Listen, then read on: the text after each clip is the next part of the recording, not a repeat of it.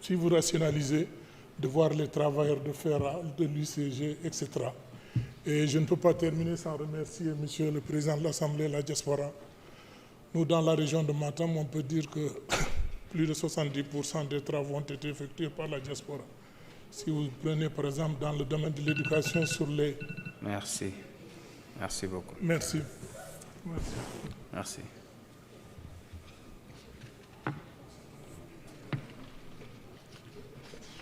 Monsieur Tafsir Choy. Monsieur Aline Dieye se prépare.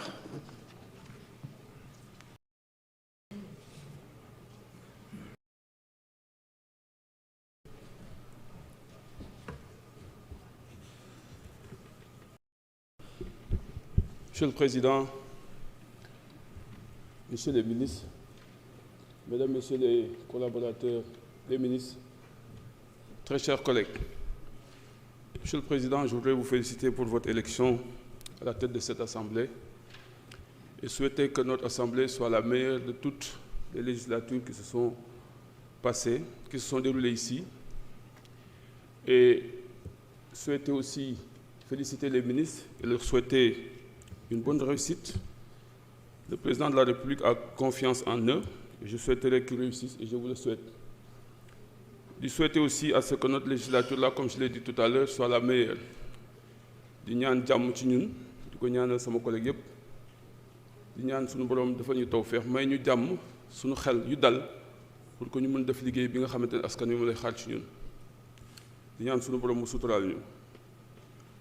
Monsieur le Président, très chers collègues, j'ai quelques préoccupations par rapport ak loi bi nga xamante ni deux lois yi benn bi mënoon na ñàkk mooy deuxième bi mais ñëw nañu je pense que il va falloir que ñu xalaat parce que préoccupation majeure bi mu am mooy que gouvernement bi ak nouveau régime man dama leen di ñaan ñu gën dal parce que yaakaar bi si askan bi am ci ñoom dafa rëy trop. C'est la première fois dans l'histoire de notre pays que benn régime ñëw jóge opposition am 54% au premier tour demaat assemblée pour ñu bëgg assemblée ñëw jox la 130 députés mu ngi doog am ci sunu réew même si ñun amoon nañ 131 députés en 2011 mais c'était pas par rapport à un nouveau régime. De ce point de vue jàpp naa ni lépp lu ñuy def dañ ko war a xalaat réfléchir ci en profondeur. On nous a annoncé ici la refondation de l'État. On nous a annoncé le renforcement des pouvoirs du Premier ministre. On nous a annoncé la création d'un poste de vice-président. On nous a annoncé du point de vue politique et du point de vue des institutions. Waxaguñu dara, defaguñu dara, on nous envoie un texte pour supprimer 2 institutions. C'est dommage que l'Assemblée bi commence par modifier notre constitution. C'est notre première action, moi, modifier la constitution de la République. Modifier la constitution doit faire bu ndaw. C'est très lourd. Alors, le Conseil économique et social, je ne parle pas du HCCT, parce que là, j'avais déjà donné mon point de vue là-dessus. Parce que jàpp naa ni fal ay nit pour ñu ñëw di conseiller, c'est la première fois. Donc, mën nañ ko changer. Mais le Conseil économique et social, ñun supprimer woon nañ ko bi ñu nekkee ci nguur indiwaat ko. Le président Macky Sall a fait de la suppression-création, parce qu'il a supprimé le Conseil économique et social pour créer le Conseil économique et social et environnemental. Donc, suppression-création, on l'élève. Dañ ko éprouver pour arriver à ce niveau où on a un conseil économique et social. Parce que le conseil économique et social, c'est un haut lieu de représentation. Comme assemblée ni muy représenté. Parce que l'État ni mu organisé une démocratie majeure, le gouvernement bi dafay exécuter. Assemblée nationale bi politique yi ñoom ñoo fay nekk. Parce que ce sont les partis politiques et les coalitions de partis politiques qui concourent à l'expression des suffrages. Mais am na ñoo xamante ni politique ñu bokkuñu ci parti politique yi mooy patronat bi, le secteur privé qui est l'élément central dans le processus de développement économique et social. Mais la société civile bokkuñu ci politique yi mais dañu war a am seen kàddu ci réew mi di ko joxe. Les chefs religieux, les chefs coutumiers, les syndicats dañu am seen xalaat bu ñuy joxe ci réew mi, ça c'est leur avis. Et on ne peut pas vouloir supprimer un conseil économique et social parce que voilà daf ñuy coûter 7 milliards. Je suis désolé. Mais les fonds politiques c'est 8 milliards 9 hein. C'est 8 milliards 9 par an, on ne l'a pas encore supprimé. Hein. Ça veut dire quoi? C'est nécessaire pour le président de la République.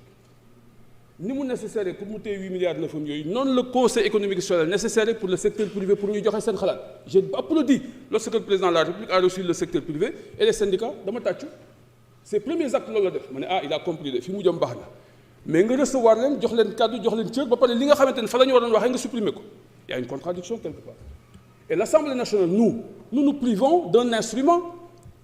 Le président de la République, le gouvernement se prive d'un instrument parce que l'instrument, c'est le Conseil économique national, nous avons pour ça, nous avons consulter, nous avons avis. Il vous reste 30 secondes.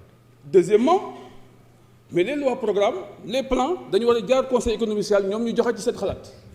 Alors, si nous supprimons, nous avons une préoccupation, peut-être le temps ne me permet pas de développer tout cela, mais c'est la première fois dans l'histoire de notre pays, Assemblée nationale, dès la décision, le gouvernement a dit que la décision est appliquée, bloquer le fonctionnement du Conseil économique et social.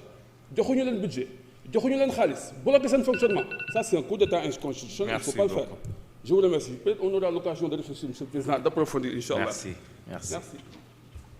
Monsieur Aline Ndiaye.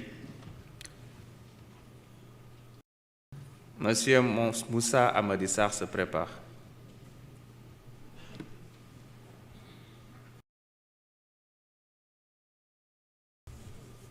Salam alaikum les honorables, dites aussi sous nos président de l'Assemblée, et dit nous le ministre de la Justice avec le ministre de l'Emploi, et di ziar ñëpp et di rafetlu loi bi ñu fi indi pour ñu voter ko parce que dama naan est-ce que ñun dafa am ñi nga xam ni bokkuñu Sénégal bi ñuy dundee ndax. Man maa ngi jógee département de Saint-Louis mais bu ma xoolee zone rurale ba la fa am dama naan xëy na ñi ñu jiitu ba créer institution yi amuñu yërmande ci askan bi parce que dëkk yi nga xam ni 1960 ba léegi abri provisoire la fi état mos def jeex na affecté fa enseignant dëkk yu bëri di ko bokk amul ndox amul courant amul yoon amul dara donc je pense que xëy na dañ bokkul réew mi ñuy dundee wala dañ bokkul bu ñu bokkee réew yi dañ bokkul dëkk yi ñuy dundee xëy na xamuñu souffrance population bi moo tax ma rafetlu suppression bi parce que je pense que bu ñu ko supprimer dina ñu permettre ñu jël fonds yooyu réaffecté ko ci zone rurale bi parce que metti na beneen point bi may développé rek di ko jëmee ci ministre de la justice di wax ni keroog ci conseil des ministres bi mujj dégg naa ñuy wax ci l'emploi des jeunes te ma jàpp ni bari na niche d'emploi yi nga xam ni am na ci au niveau du ministère de la justice parce que tey boo demee fu mel na Saint-Louis presque li mu avocat yi fa nekk dañ koy compter xale yi am DEA am maîtrise en droit mën na def barreau mais système bi bloqué leen boo demee ci notaire yi noonu boo demee ci huissier yi noonu